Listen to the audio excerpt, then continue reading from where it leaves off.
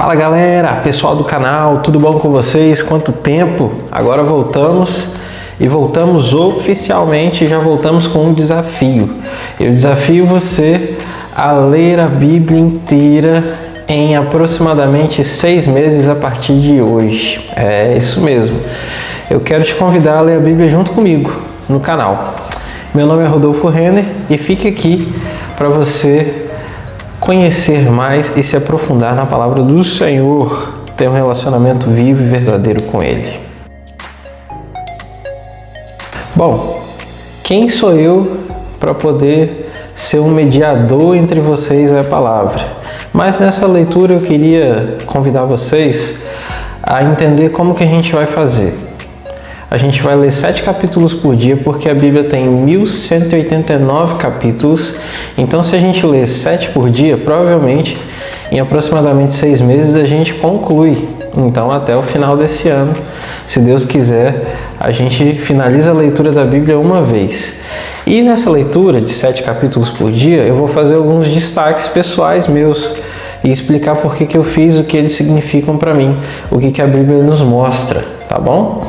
Então, vamos lá? Gênesis capítulo 1. Nós vamos ler tudo de forma corrida, sem ser cronológica, mas pelos livros, tá bom? Gênesis capítulo 1. O primeiro destaque, obviamente, vai para o versículo 1. No princípio, criou Deus os céus e a terra. Estou aqui com a minha colinha para me ajudar a ser mais dinâmico, né? E esse texto, ele é muito importante para a gente se assombrar com algumas coisas. Primeiro, em nenhum momento na Bíblia Deus está preocupado em te mostrar que Ele existe. A Bíblia já começa com o pressuposto de que aquele que está lendo a palavra já crê em Deus. Deus, Ele basicamente não está preocupado em provar para você que Ele existe. No princípio, criou Deus os céus e a terra e ponto final, tá? Agora, o universo prova que Ele existe, as provas estão aí em toda a criação e tudo mais, com certeza. Mas Deus não é um Deus que fica desesperado em mostrar evidências acerca da sua própria existência. A sua palavra testifica disso e a criação testifica disso, tá bom? Além da gente perceber essa intenção de Deus nesse versículo, dá pra gente ver uma outra coisa muito legal. Teorizando por esse versículo, céus e terra foram criados juntos. A palavra céu aí está no plural, verdadeiramente. Então, aqui a gente não está falando só do céu, primeiro, atmosférico, o espaço sideral, o que a gente precisa de luneta e tudo mais para ver, telescópio. E também estamos falando do céu, paraíso, morada de Deus. Então, ao que dá a entender, os céus foram criados também junto com a terra. Isso é muito importante porque a ideia de Deus é uma multiplicação de seu reino. A terra feita baseada no céu e refletindo o céu. E não só céus, mas como universo, ser também parte da habitação de Deus. Entende? Só por aí a gente já começa a pensar, será que é da intenção de Deus verdadeiramente destruir, acabar com o universo, com a terra? Essa mensagem do Apocalipse hollywoodiana, né, em que tudo acaba, e isso fica só por conta mesmo do cinema, tá bom? Porque olhando para a palavra e olhando ela de forma inteira para a palavra, a gente não vê isso aí. Tudo que a gente vê é restauração, a ideia de restaurar todas as coisas e fazer céus e terra convergirem plenamente, eternamente, como habitando a plenitude de Deus e do seu reino, tá bom? Bom, esse é o primeiro destaque. O segundo destaque fica por conta do verso 12, que diz assim: a terra fez brotar a vegetação, plantas que dão sementes de acordo com as suas espécies e árvores cujos frutos produzem sementes de acordo com as suas espécies. E Deus viu que ficou bom. Olha que interessante. Aqui a gente já começa a ver um padrão do reino de Deus muito interessante, que é o princípio da multiplicação.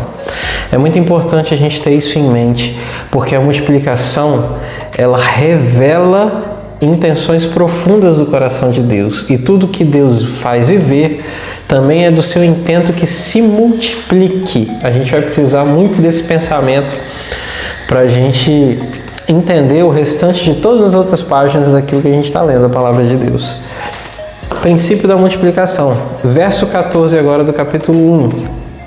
Diz assim: Disse Deus, haja luminares no firmamento do céu para separar o dia da noite. Sirvam eles para sinais, para marcar estações, dias e anos. Os luminares no céu. Eu separei esse texto porque ele é um destaque para mim por conta da palavra signo que aparece aí, que nada mais é do que a palavra sinais. O próprio Deus revelou que, através da formação dos astros celestes, teríamos um panorama não só para a compreensão das estações do ano, de entender os ciclos do tempo em relação a dia, ano, mês, semana, mas também entender sinais. Que sinais são esses? Obviamente, sinais proféticos, sinais de revelação da glória de Deus, que estão escritos no céu, através das 12 constelações e tudo. Reparem bem, não estou falando de horóscopo, tá bom? Mas existe sim o revelar dessa questão: 12 tribos, 12 apóstolos, 24 anciãos, 12 constelações, Deus revelando padrões de sua glória.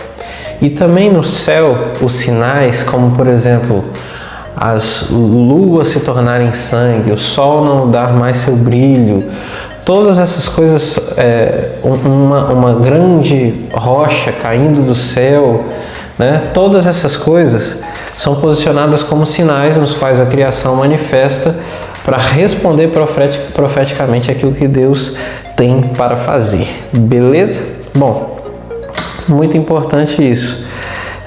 Pensar nas coisas que são do alto, obviamente, engloba várias formas de interpretação, tá bom?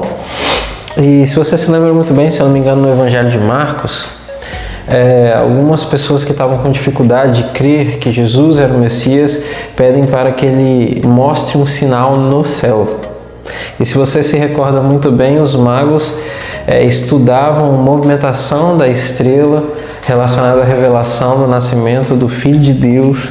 Então essa questão de sinais no céu ela é muito forte. Beleza, vamos lá. 26 é meu próximo destaque, e esse é famoso porque onde temos um verbo, façamos o homem.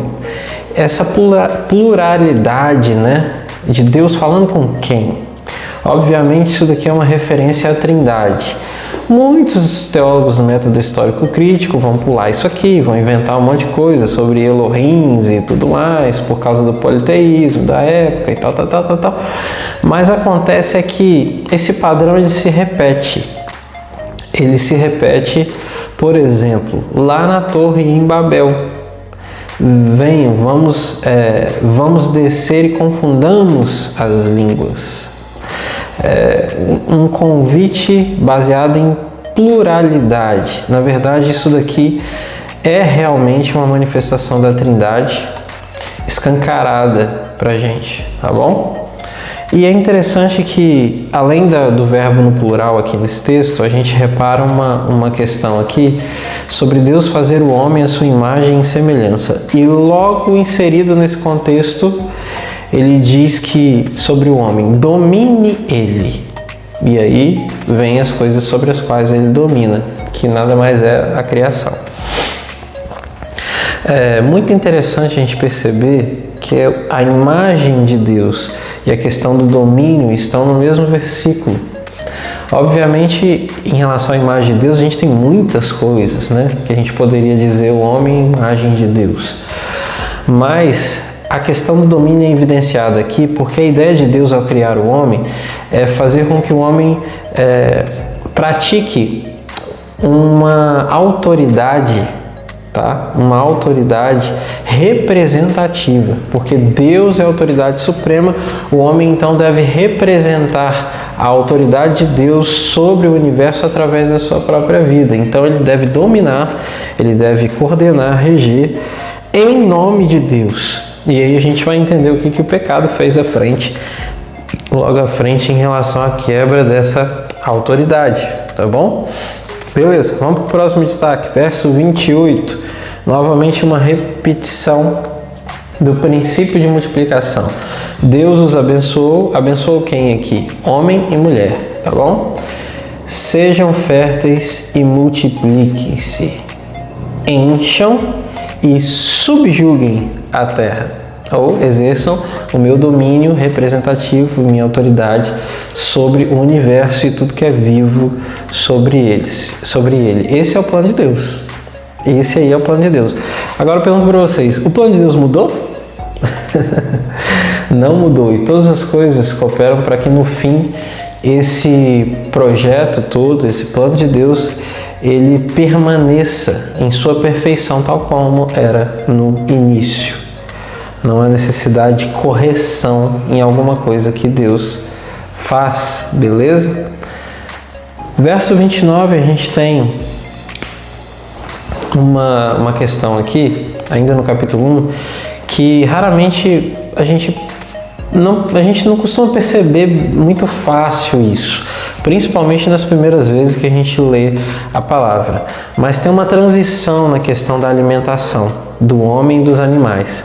Aqui nesse momento, no verso 29, a gente vai ver que a princípio era para os homens serem vegetarianos. Essa era a permissão de Deus, se alimentar de vegetais. Após a saída da arca, a gente vai ver, os homens têm a permissão de Deus para consumo de animais também como alimento. E isso é interessante, tá?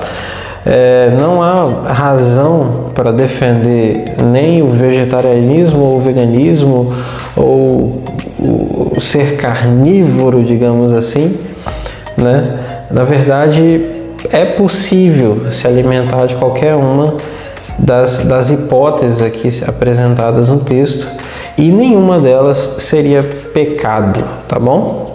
Vamos lá. Existe uma teoria, e aqui o destaque fica no último versículo do capítulo 1, existe uma teoria de que Deus, na hora que Ele criou todas as coisas, você pode reparar que quando Ele foi mexer em relação à água, foi o dia que Ele não falou e viu que era bom. Será que isso quer dizer que em sua presciência Ele sabia que aquelas águas seriam usadas no dilúvio e Ele teve uma espécie de recordação atemporal, né? E aí se entristeceu, privou a sua palavra da frase viu que era bom. Acontece que no último verso do capítulo 1 de Gênesis diz assim: e Deus viu tudo o que havia feito e tudo havia ficado muito bom. Tudo é tudo, independente da língua, né? Então eu não gosto muito dessa teoria da questão das águas. Não foi o dia que ele falou que foi bom por causa do dilúvio, tá? Ele ia usar a água para destruir as coisas. Mas olhando para esse versículo último, é como se Deus olhasse para todos os dias da criação e falasse: não, tudo que eu fiz é bom, até a questão das águas, tá bom? Capítulo 2. Primeiro destaque fica por conta do verso 4. Essa é a história das origens dos céus e da terra no tempo em que foram criados, quando o Senhor fez a terra e os céus. Bacana, né? Os céus. E aí você pode colocar os primeiro, segundo e terceiro céu. Ainda não havia brotado nenhum arbusto no campo e nenhuma planta havia germinado, porque o Senhor, isso é o verso 5 do capítulo 2, porque o Senhor Deus ainda não tinha feito chover sobre a terra e também não havia homem para cultivar o solo. Você vai reparar que no Antigo Testamento o jeito de contar a história é mais pelos fatos em si do que por uma ordem cronológica retinha, sabe? Então, aqui dá a impressão, mas o homem e a mulher já não foram criados no capítulo 1, por que no capítulo 2 não tinha o homem para cultivar o solo? Na realidade, a Bíblia não está muito preocupada com a cronologia aqui entre o capítulo 1 e o capítulo 2, até porque são fontes diferentes reunidas escrevendo acerca da mesma história. Então, basicamente, por que eu destaquei esse versículo? Não por causa disso, mas porque tem duas coisas aí. Não havia nenhuma planta germinado. Aqui, Deus está falando, o princípio de multiplicação ainda não havia sido efetivado na prática. Porque coisa do alto, a chuva, a questão do agir de Deus e o homem para cultivar o solo, alto abaixo, homem, terra, baixo acima, parte de Deus, parte do homem. Isso revela pra gente sempre essa intenção de Deus de fazer com que o homem tenha graça e honra da parte dele para poder participar daquilo que ele está fazendo. Deus escolheu fazer assim. Não é por mérito, não é uma ajuda. Deus não depende do homem, ele poderia fazer sozinho.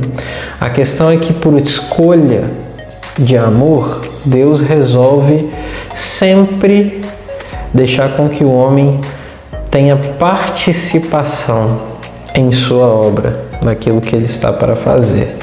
Então, chuva, multiplicação é parte de cima sobre a parte de baixo e parte de baixo em direção à parte de cima.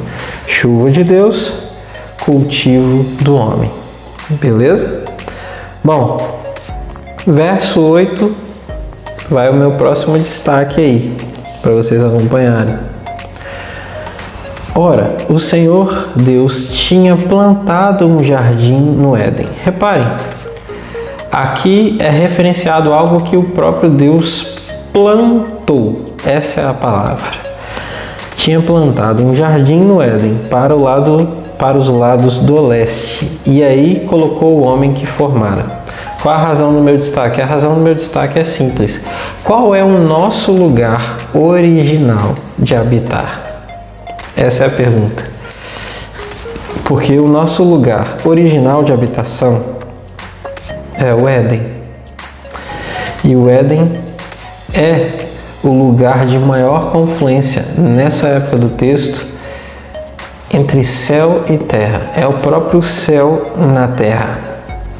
O nosso lugar original, nós fomos feitos e voltaremos a habitar o lugar que Deus planta, a perfeição.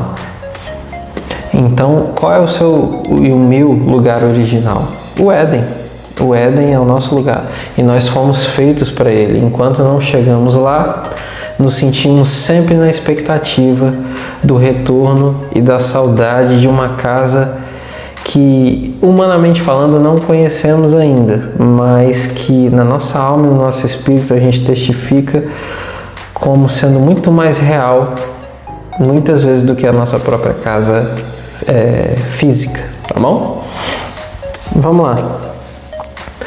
Verso 23, sobre a questão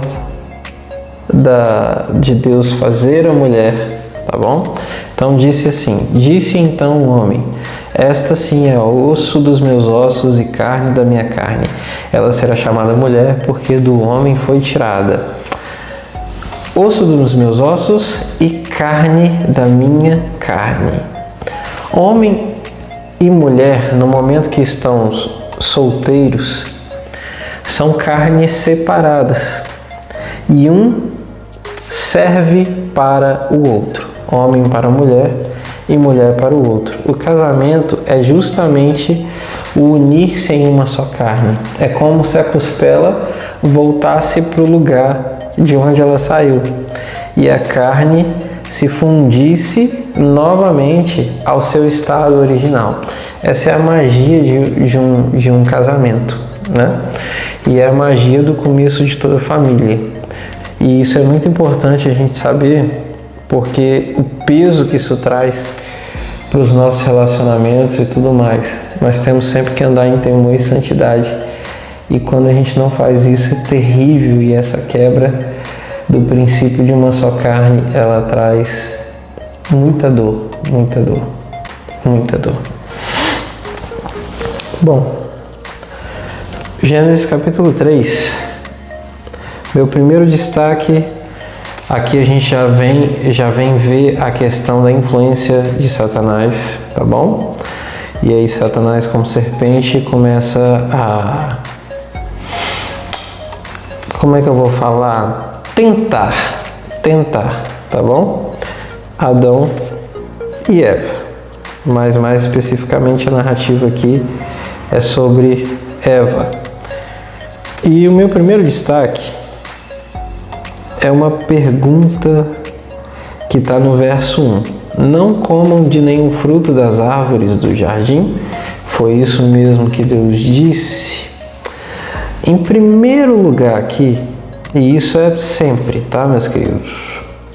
Satanás, o diabo, para a gente ser assim já objetivo, a causa do homem ter caído em pecado não foi o diabo. E raramente, talvez porque não usar a palavra nunca, nunca ou raramente inclusive nos dias atuais e para sempre. O diabo, ele é basicamente um influenciador. Basicamente. Se não existir uma predisposição à queda, nada ele pode fazer. Então, olha só, a primeira coisa que Satanás faz no verso 1 é investigar a predisposição. Ele faz uma pergunta à mulher. Foi isso mesmo que Deus disse? Não comam de nenhum fruto das árvores do jardim? Qual era a ideia aí? A ideia era sondar uma possibilidade de queda nas intenções da mente da mulher, para que assim, identificando uma fraqueza, ele pudesse trabalhar nela. E quando a mulher responde, mais especificamente no verso 3, ela responde algo que Deus disse, mas distorcido. Porque Deus disse, não coma do fruto da árvore do conhecimento do bem e do mal. Só que Eva, quando vai falar, ela não fala somente, não comam do fruto da árvore que está no meio do jardim do conhecimento do mal. Mas ela acrescenta algo que aparentemente não foi o que Deus disse, que é, nem toquem nele. Nesse momento dessa resposta, Satanás sabia que existia algo no coração de Eva que estava maximizando uma fala de Deus, porque no seu íntimo ela tinha padrões de dúvida ou uma certa discordância em relação a consumir essa árvore ou não. E daí para frente só precisou trabalhar, porque aí Satanás vem com uma contra-resposta e ela é puramente mentira, quando ele diz, certamente vocês não morrerão quando vocês comerem. Bom, não morreram ali, naquele instante, fisicamente, naquele momento, né? Mas futuramente sim, o caminho da morte foi revelado aos homens em suas próprias vidas práticas. Bom, verso 5. Deus sabe que no dia em que dele comerem, a serpente falando, seus olhos se abrirão e vocês serão como Deus, conhecedores do bem e do mal. Novamente a fúria de Satanás distorcendo a questão da santidade de Deus.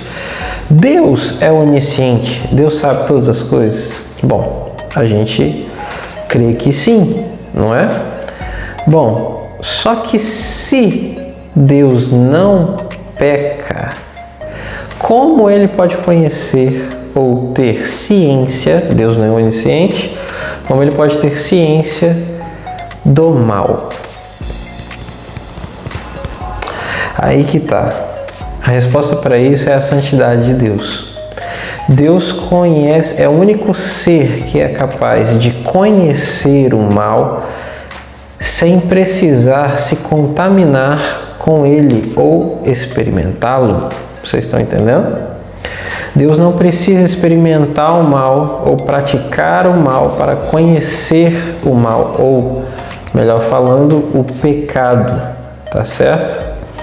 Jesus conhece muito bem o gosto do pecado quando ele levou sobre si as nossas iniquidades. E a Bíblia fala em Apocalipse sobre o Cordeiro que foi morto antes que o mundo existisse, antes que o mundo fosse formado.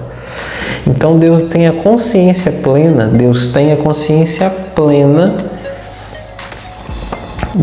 do conhecimento acerca do pecado e do mal. E o que é o mal? O mal é o afastamento de Deus. Lembra de Jesus falando: Deus meu, por que me desamparaste? Um afastamento por conta da podridão e Deus ser santo. Podridão que estava sobre Jesus, que era nossa. Tá? Então, Deus conhece o bem e o mal sem precisar se submeter ou se sujar com esse mal. Mas nenhum outro ser tem esse poder.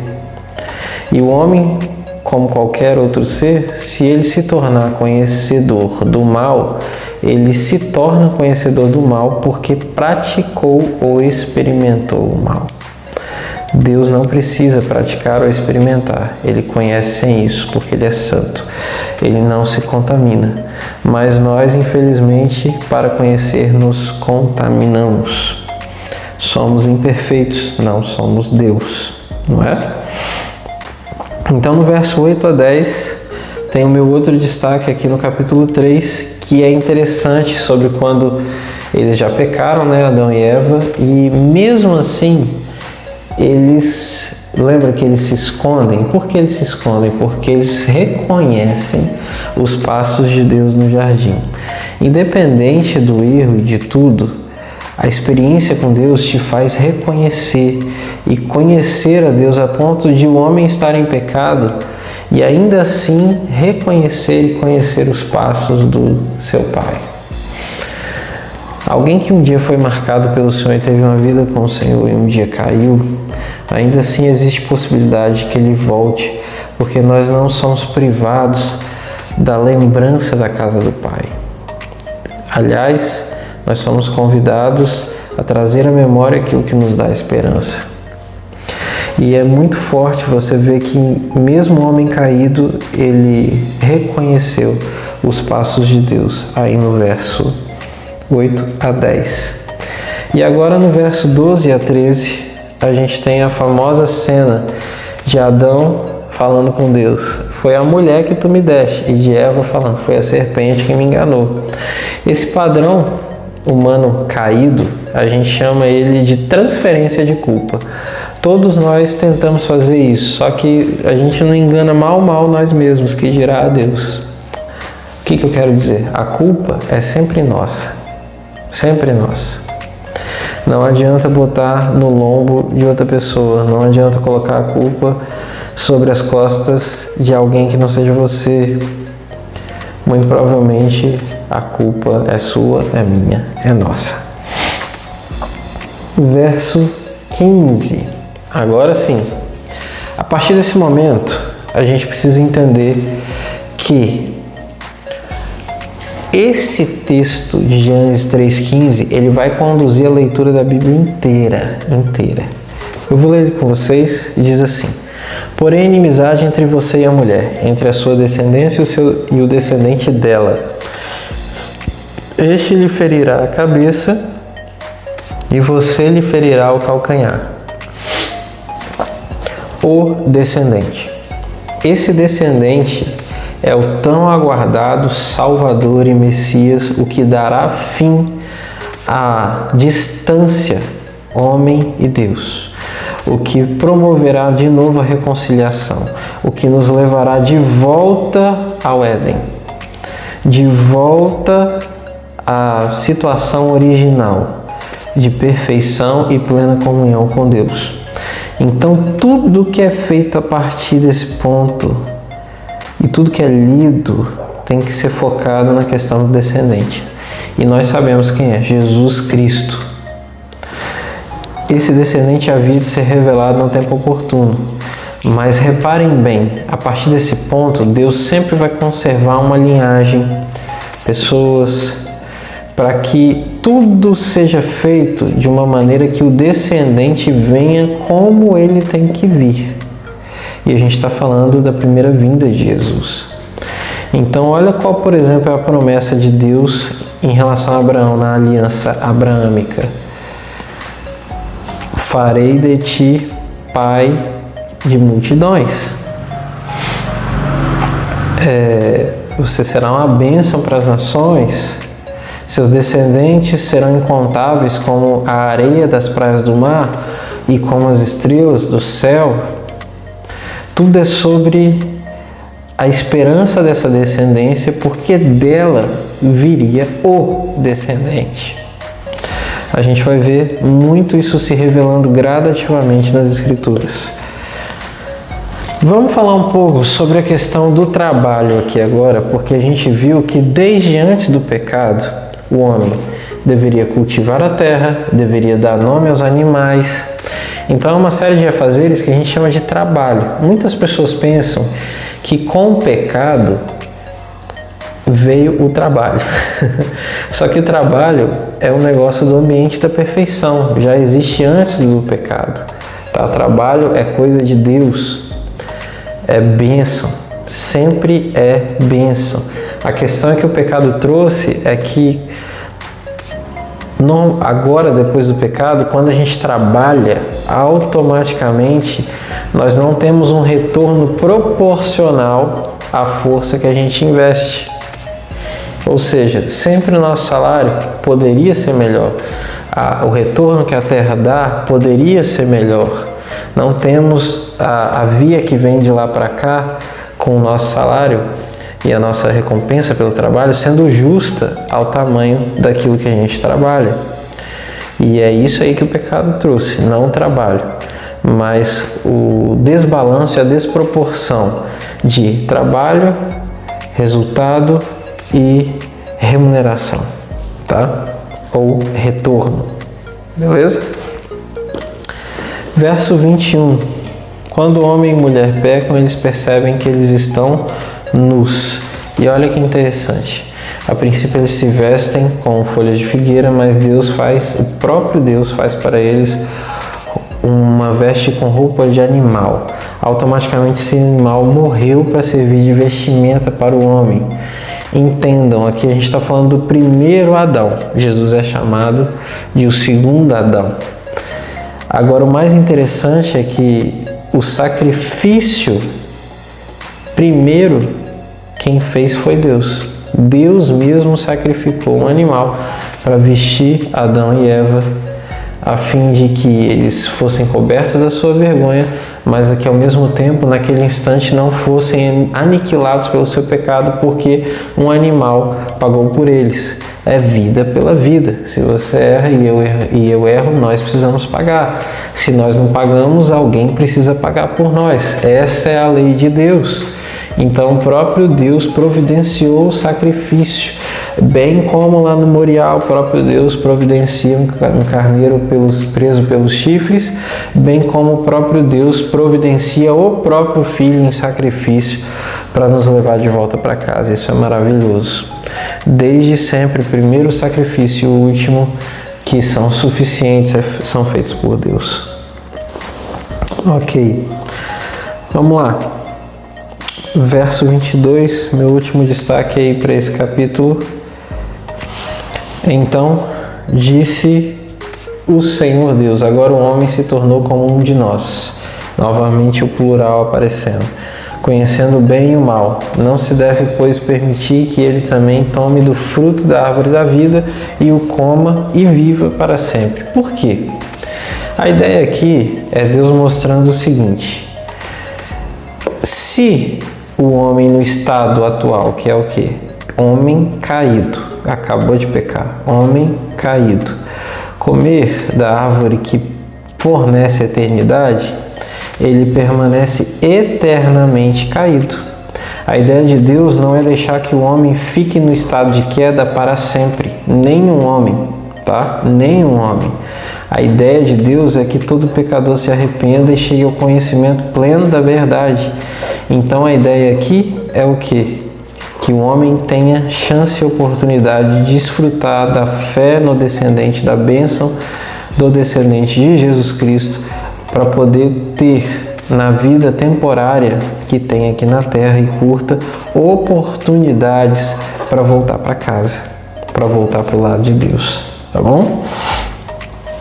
Capítulo 4 de Gênesis, primeiro destaque meu fica por conta dos versos 6 ao 7. Aqui a gente vai ver que Adão e Eva têm filhos, e vocês sabem quais são, Caim e Abel.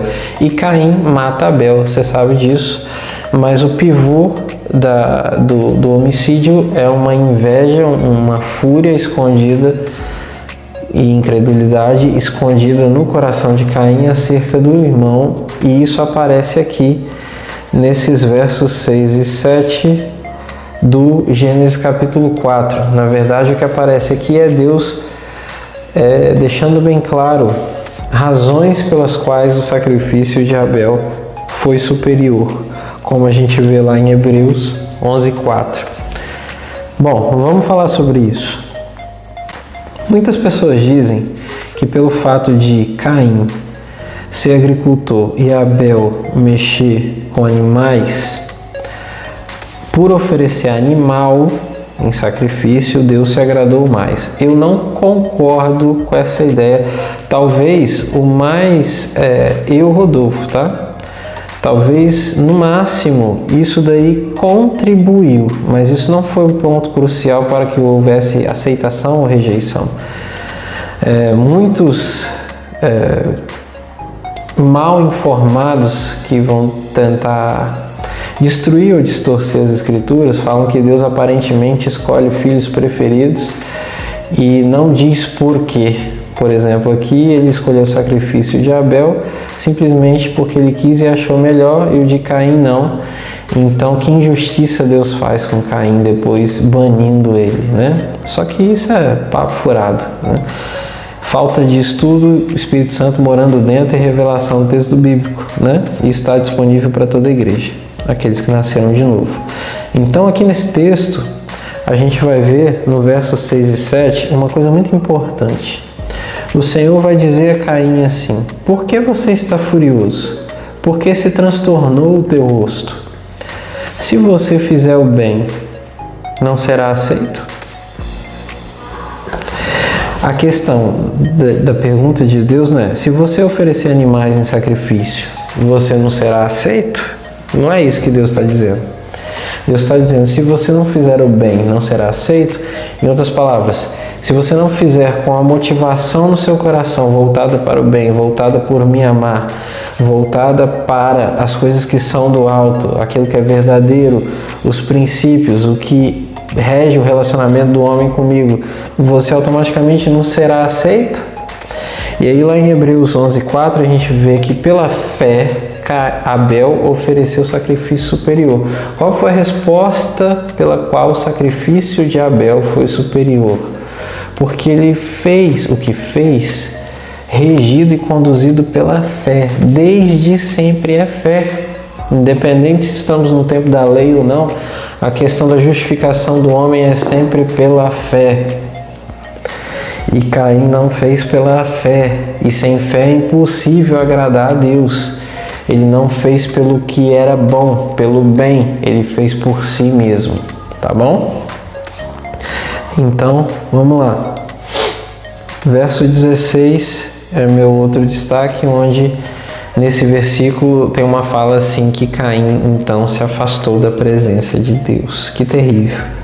Só separei esse texto mesmo porque é triste, tá bom? É triste. Ah, Rodolfo, e a marca que Deus colocou em Caim? Irmãos, não conjecturem sobre isso. A gente só vai saber isso depois. A questão é que essa marca que foi colocada, seja lá o que ela for, era algo que na época era fácil de ser reconhecido. Agora, para hoje, eu não sei o que é, tá bom? Vamos lá. Verso 21, destaque aí pro Jubal da música. Aqueles que são músicos aí, o pessoal que toca na igreja, aí que começou a surgir essa questão aí da música. E no verso 24 é meu outro destaque quando, deixa eu pegar aqui no texto, 24, quando Lameque ele vai falar se Caim for morto é vingado 7 vezes, né, por Deus, e que dirá eu, né?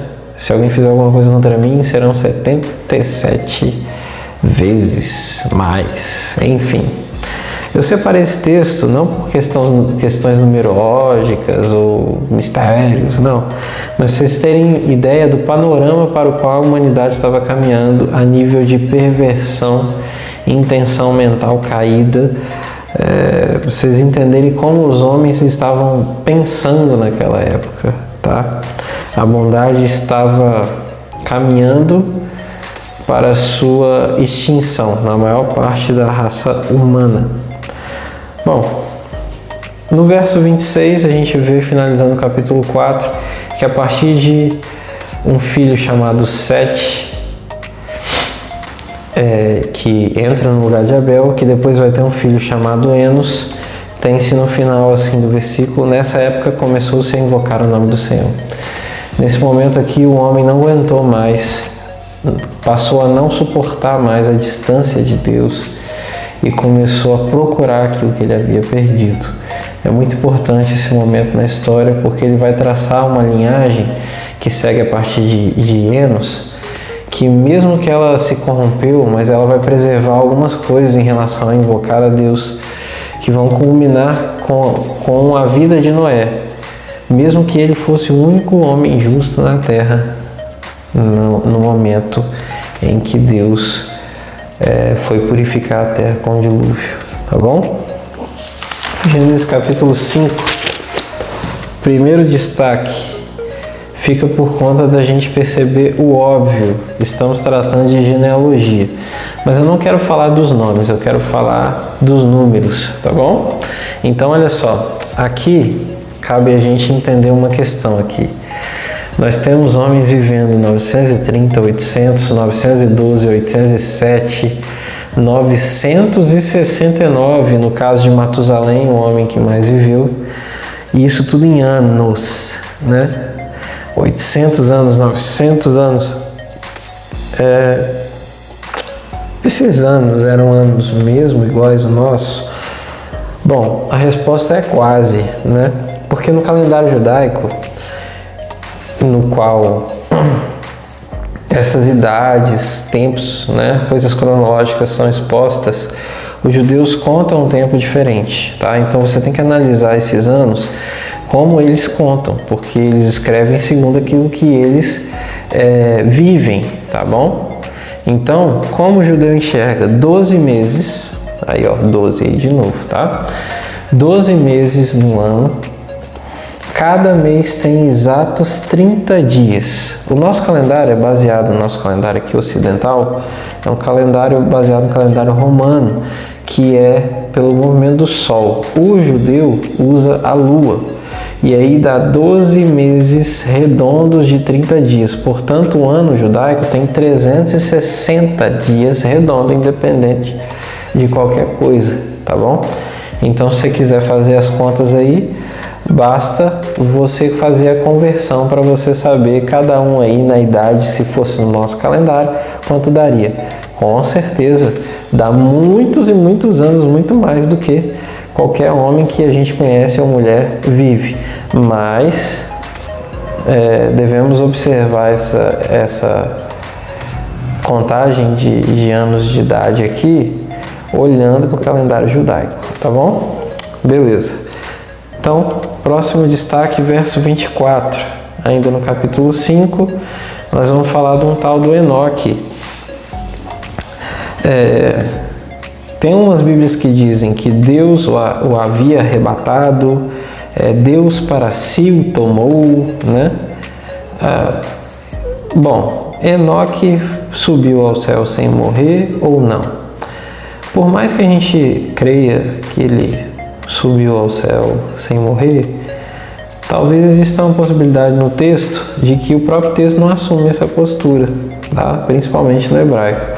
Só fala que ele foi para Deus. De qual maneira, a gente não sabe. Agora, eu quero crer que Enoque foi levado a Deus sem a morte. Tudo bem, beleza.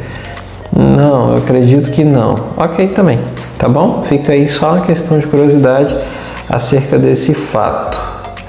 Verso 27, o homem que mais viveu na Bíblia, Matusalém, 969 anos, de acordo isso no calendário judaico. É muita raça de anos.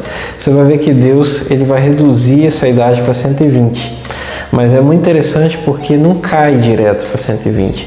Existe uma curva de degradação de idade e a idade vai caindo progressivamente. Isso é muito científico, isso é muito correto e é assim que acontece no texto bíblico. A gente lê isso e fica também maravilhado. Vamos lá, capítulo 6. Lembrando que já é apresentado o nosso personagem aqui, principal desse momento que vem agora, que é Noé. O nome Noé, né, ele significa alívio, descanso. E o próprio pai de Noé colocou esse nome por conta disso mesmo. E a gente se pergunta, Noé é o personagem principal num cenário extremamente terrível em que quase tudo foi destruído para ser purificado e recomeçado. Então, que tipo de alívio e descanso é esse? Bom, provavelmente para a própria terra, que estava farta e gemendo por conta dos pecados. Porque quando o homem caiu, meus queridos, como o homem dominava sobre tudo, segundo o querer de Deus, com autoridade representativa, automaticamente quando o homem cai, cai tudo. Tudo entra em processo de degradação, tá bom? E aqui a gente também tem que lembrar que é um alívio até para a própria ira de Deus, esse momento em que Ele purifica para refazer. Porque a pessoa de Deus é santa, o Espírito dele é santo. Então, num ambiente, num planeta onde tudo caiu, fica muito complicado para um Deus que é completamente santo. Então, esse alívio e descanso a gente pode olhar de várias formas, tá bom? Até por questões futuras também. Beleza. Verso 2 e 4 do capítulo 6, 2 a 4. Nós temos uma situação de depravação total. Então, não é só todos os homens que estavam caídos, mas todos os homens como um todo estavam caídos, tá? E só Deus conhece quando a humanidade chega num estágio assim, tá bom? Num estado de queda total que não tem mais jeito de arrependimento, é irreversível, tá? Pode estar certo que Deus não destruiria se ainda houvesse maneiras, mas o homem se corrompeu a tal ponto que não havia mais. E é triste pensar que lá no Novo Testamento a gente vai ver uma frase assim como foi nos dias de Noé, será na volta do Filho do Homem.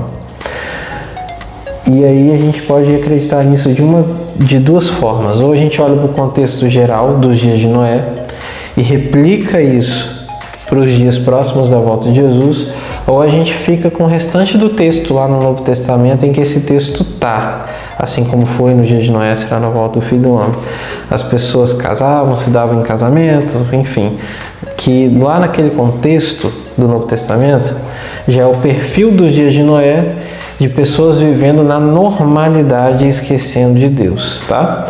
Mas olhando para o texto aqui de Gênesis 6, tem uma coisa que enfureceu muito a Deus e é uma polêmica, tá?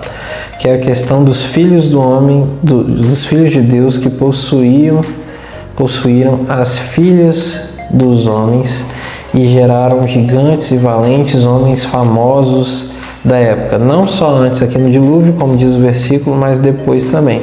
Prova disso é, por exemplo, Golias, tá bom? Então, o que seriam esses filhos de Deus e esses filhos dos homens? Tem duas hipóteses aí. Se você caminhar para a linha onde o pensamento humano e a racionalidade humana impera, eu descarto completamente qualquer hipótese sobrenatural ou mística, e eu entendo que a descendência dos filhos de Deus seria de Sete, com a descendência com as filhas dos homens seria a descendência de Caim. E aí, por estarem próximos geneticamente falando, parentes próximos gerando os filhos, alta chance de gigantismo, é uma síndrome. No entanto, o gigantismo, ele não iria fazer nenhum homem da época famoso, corajoso e valente, porque o gigantismo ele debilita também as funções musculares e ósseas da pessoa que tem gigantismo. Como esses homens seriam quase como semideuses ou enfim, algo nesse sentido, se é debilitado. Aí alguns vão argumentar, não, porque o DNA da época era muito puro, então o gigantismo não trazia também consigo fragilidade física. Olha, a gente poderia ficar o tempo todo aqui. Eu, Rodolfo, particularmente, fico com o que o hebraico me fala acerca de Nefilim. Nefilim, no mais perto e próximo do sentido, é os que caíram. Os que caíram por redor. Então aqui eu creio sim, tá? Por mais absurdo que seja, que de alguma maneira anjos que caíram, ou seja, demônios, estavam se posicionando como deuses antigos, tendo relacionamento sexual com humanos e, não me pergunte como, gerando descendência, tá? E essa descendência era sobre-humana em relação aos parâmetros naturais físicos humanos. Não sei como que Deus paralisou isso, não sei explicar também muita coisa, mas ao que tudo indica, o texto, o que ele revela, é basicamente isso daí mesmo, tá? É difícil para nossa compreensão, é difícil para nossa mente que quer ser sempre racional nas coisas, mas, por incrível que pareça, o mais correto, principalmente fazendo justiça ao hebraico, seria essa interpretação aí, tá bom? Bom, explicada a situação, no versos 5 e 6 a gente vai ver a comprovação da própria fala de Deus que sonda quem o homem é de verdade, reconhecendo que o homem não tinha mais jeito, tá? Corrupção total. E aí a gente tem um termo no versículo 6 que é arrependeu-se Deus de ter feito. Olha, Deus não se arrepende, Deus não se esquece para se lembrar, como a gente vê em algumas partes da Bíblia, lembrou-se o Senhor, né? Aqui são linguagens que não tem uma tradução exata e são colocadas essas expressões para que o homem consiga uma conexão de entendimento com o texto, mas não necessariamente aí literalmente, porque senão existiria uma contradição com o restante da palavra. Deus não se arrepende, tá? É como dizer aqui, arrependeu-se de ter feito homem, uma tristeza profunda mesmo, tá bom? Algo assim mais puro em relação a isso. E aí vem o dilúvio. O dilúvio é para destruir? Essa é a pergunta. O dilúvio não é para destruir. O dilúvio é para purificar a terra da maldade. É para purificar aquilo que voltará a ser a habitação de Deus, juntamente com os céus, da maldade.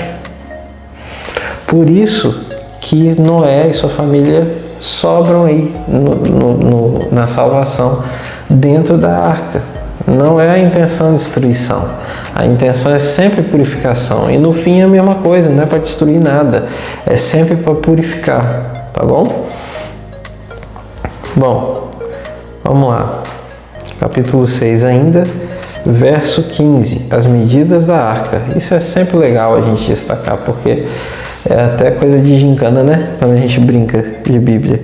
135 metros de comprimento, aproximadamente. 22 metros e meio de largura e 13 metros e meio de altura. e tinha 3 andares. E o interessante é que as pessoas pensam que Noé tinha que sair caçando, né, os bichos. Eram 7 casais de cada espécie de animal puro e um casal de cada espécie de animal impuro. E a gente acha que Noé tinha que sair caçando os bichos, forçar e empurrar eles para dentro da arca. Só que no texto bíblico, a gente vai ver no verso 20 que os animais iam até a arca. Deus mesmo levou eles. E no verso 9 do capítulo 7 tem a reafirmação disso, que o próprio Deus conduziu os animais, tá bom? A função de Noé era armazenar tudo lá dentro e construir a arca, em obediência plena àquilo que Deus tinha instruído, tá bom? Então, vamos lá para fechar capítulo 7. Meu primeiro destaque aí fica logo no versículo 1. O próprio Deus, são palavras dele. Você é o único justo que encontrei nessa geração. Que coisa terrível, né? Vamos falar a verdade. Que coisa terrível. E olha, vale uma reflexão aqui. Será que Deus leva em conta o padrão de atitude da maioria das pessoas para definir o que é certo e o errado? Ou ele só leva em conta os padrões que ele mesmo tem para definir o que é certo e errado? Porque quando eu vejo esse texto aqui, e na época provavelmente tinha umas 2 bilhões de pessoas, e um Deus que olha para 1.999.999 e sabe que aquilo não presta, e olha só para um e diz que é bom e salva só esse um. Será que é um Deus movido pelas massas e pela maioria para estabelecer seus padrões de certo e errado? Por isso que eu sempre costumo pensar em temor. Sempre fique com o caráter de Deus e aquilo que é revelado na palavra. Porque a maioria, normalmente a maioria, ela não costuma estar muito certa, não. E na maioria dos casos, tá bom? Então, vamos lá. 7 animais, 7 casais de cada espécie dos puros, um casal de cada espécie dos impuros. Não é isso que o texto diz? Agora é interessante a gente pensar uma coisa. Olha o tanto de bicho que a gente tem hoje. Noé. Como que ia caber tudo dentro daquela arca? Eu acredito, tá?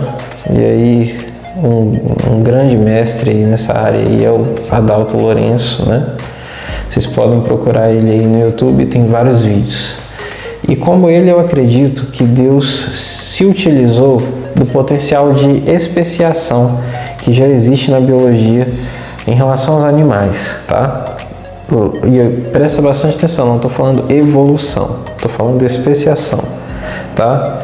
Uma coisa é eu crer que uma galinha veio de um dinossauro, que o homem veio de uma ameba, isso é evolução.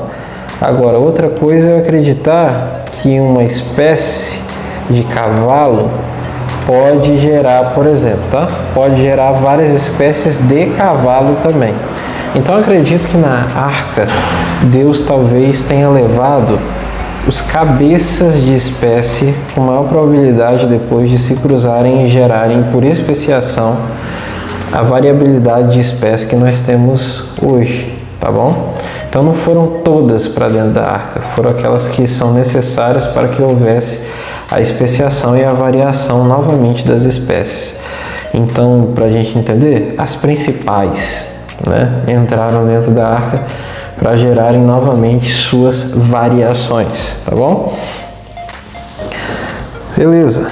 Com 600 anos, no verso 6 do capítulo 7, 600 anos de idade quando as águas do dilúvio vieram sobre a terra. Agora complicou, viu? Porque no verso 11 a gente tem uma narrativa de como foi a metodologia, como foi o como Deus fez para purificar a terra, tá? Essa destruição momentânea. O que aconteceu? No verso 11 diz: No dia em que Noé completou 600 anos, 1 mês e 17 dias, nesse mesmo dia todas as fontes das grandes profundezas jorraram e as comportas do céu se abriram. Então, basicamente, água muito quente vindo em altíssima velocidade, explodindo para cima de todas as fontes abismais de água, reservatórios subterrâneos, de lugares vulcânicos extremamente quentes, tá? Se encontrando com a chuva fria caindo, vindo, essas águas da profundeza vindo de baixo para cima, encontrando com a chuva extremamente, ou provavelmente extremamente fria ou fria, vindo de cima para baixo. Essa ideia de pensar, por exemplo, que as pessoas ficavam boiando, padecendo, gritando do lado de fora da arca, ou que houve algum tipo de demora para quem tinha que morrer, essa ideia ela não condiz com os textos bíblicos, tá? Era água com muita força e quente vindo de baixo, com a água fria muito forte vindo de cima. Isso causou morte instantânea, fossilizações instantâneas, morte que talvez muitas tenham talvez sido até indolores, tá bom? Então, uma destruição assim, beleza? Obviamente o nível da água subiu progressivamente, mas a morte ela foi um negócio muito rápido, com certeza. E nós cremos que nesse tempo também é o tempo da deriva continental. Sim, em 40 dias, isso aí. A gente sabe que o mundo era um continente só antes. As partes se encaixam, né, dos continentes. Mas no dilúvio, provavelmente, com a movimentação drástica das placas tectônicas e tudo mais, o tempo de rachar e os continentes encontrarem suas posições que a gente conhece hoje foi muito rápido e muito catastrófico e aconteceu nesse tempo aqui, tá bom? Bom, no verso 9, então, como eu disse, no capítulo 9, a gente vê, no capítulo 7, a gente vê novamente o fato de que os animais foram até Noé. Noé não foi caçar os bichos e enfiar eles para dentro da arca. O próprio Deus levou, inclusive o próprio Deus fechou as portas. E aí, e os peixes? Pois é, no verso 21 e 22 a gente tem uma ênfase na narrativa histórica que diz assim: todos os seres vivos que se movem sobre a terra pereceram. Todos os seres vivos que se movem sobre a terra pereceram. Aves, rebanhos domésticos, animais selvagens, todas as pequenas criaturas que povoam a terra e toda a humanidade. Tudo que havia em terra seca e tinha narinas e fôlego de vida morreu. Não tinha peixe dentro da arca, tá? E muitos peixes sobreviveram. Ia falar provavelmente, mas não precisa, né? Sobreviveram, sim, lógico. Provavelmente muitos morreram? Sim, mas também muitos sobreviveram.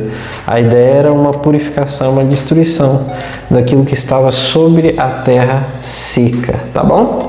Esses foram os primeiros 7 capítulos de Gênesis, 1 ao 7. Você pode compartilhar também os seus destaques, colocar suas opiniões para a gente compartilhar e crescer junto aí nos comentários. Fico muito feliz de ter você de volta aqui e vamos seguir, porque amanhã será o segundo dia do capítulo 7, do capítulo 8 ao capítulo 14. Muita coisa boa vem por aí, afinal a gente está falando da palavra de Deus, não é?